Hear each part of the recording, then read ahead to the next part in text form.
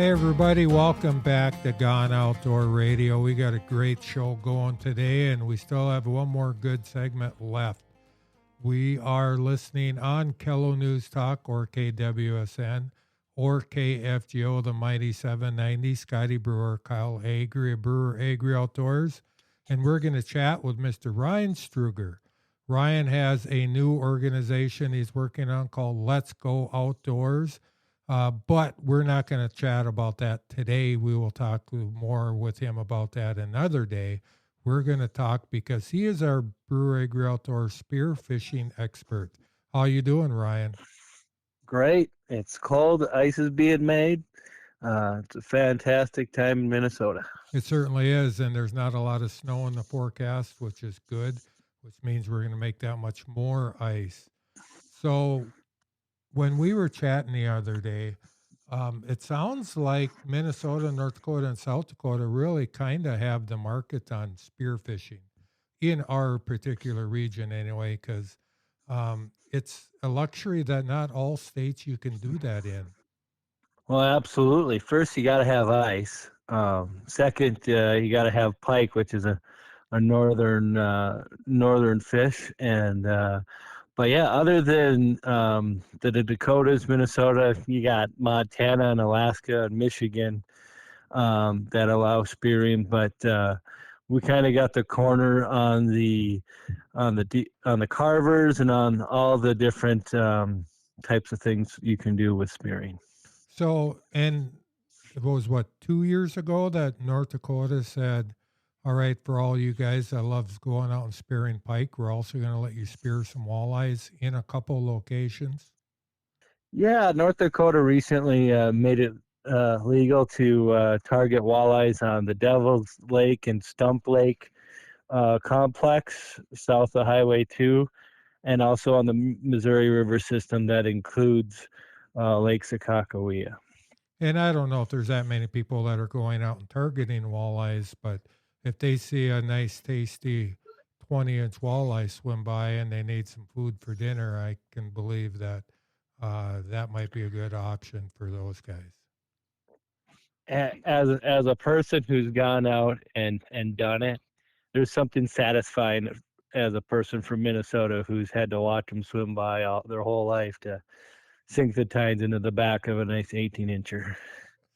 That is something that's hard for me to imagine. But Ryan, as we look at this and just take us from step one, right from the ground level as a beginner, what are some of the things we want to have in our arsenal, in our equipment bag here to get us out and be successful on that first spearing outing?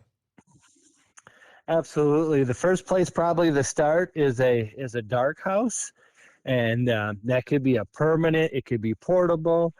The darker it is inside, like letting as little light in as possible helps you see the fish better. Some think fish can see you and your movement if there's light coming in. I've speared fish with the door open, so I think it's truly about helping you see better. Also, I've speared in plenty of bright houses. The key is just to get a shelter over you to get the glare off the water. You can always rent ice houses. There's plenty of places to do that. You're going to need an auger and an ice saw. The ice saw is something that looks something medieval. It's long and it's got massive teeth, but boy, does it help you cut your hole either in a square, rectangle. An average size would be like a 2 feet by 3 foot hole. You can get a great ice saw you can get them at icesaw.com. They're the best in the business and one of the longest lived ice saw makers. But yeah, the ice spear, the ice auger, and the ice saw are going to get you through the ice. Then you got to pick a spear. Picking a spear can be challenging. There's so many out there. You can get a 12 tine all the way down to 1 tine. There is a variety of makers out there. You can spend $100. You could spend $1,000. I spear with Pattinin Spears out of Grand Rapids, Minnesota. He also rents ice houses up there. Um, those are the key things, and then you're going to need a decoy, which in Minnesota you can use live decoys like live sucker minnows, or artificial, which artificial decoys are the only thing that's legal in North Dakota. And so you can use a spoon, you can use golf balls of all things. There's just a lot of different things you could put down there. It's not so much about what the fish wants, it's about just getting their attention. Hey, Ryan, you said you can get spears with anywhere from 1 to 12 tines. What's your recommendation for somebody starting? Does it really matter? Starting out, I wouldn't go anything less than a 5 tine, or it doesn't. It's not so much the amount of tines you have. It's about what the tines look like. They got to have a robust barb on them to keep the fish on, nice slender points. And I like a 6-foot spear, but some people like smaller depending on where they spear and how they spear. But yeah, I run a 3 tine just because I enjoy the challenge. I've seen people spear with single tines, but that 5, 6 tine and up is great for the beginner. Okay, Ryan, here's a bit of safety, and this is because I don't necessarily know this answer is the reason why I'm asking it. So what do you do with that big block of ice? Do you pull it up and leave it up above the ice, which then can be a safety hazard, I would think, for other people that don't see it, or you try and shove it down under? So traditionally, spear fishermen have always pulled them out, and then they're required in Minnesota to put them back in when they're done. But I tend to shove them under, and just slowly with a chisel just push it down and slide it under the ice.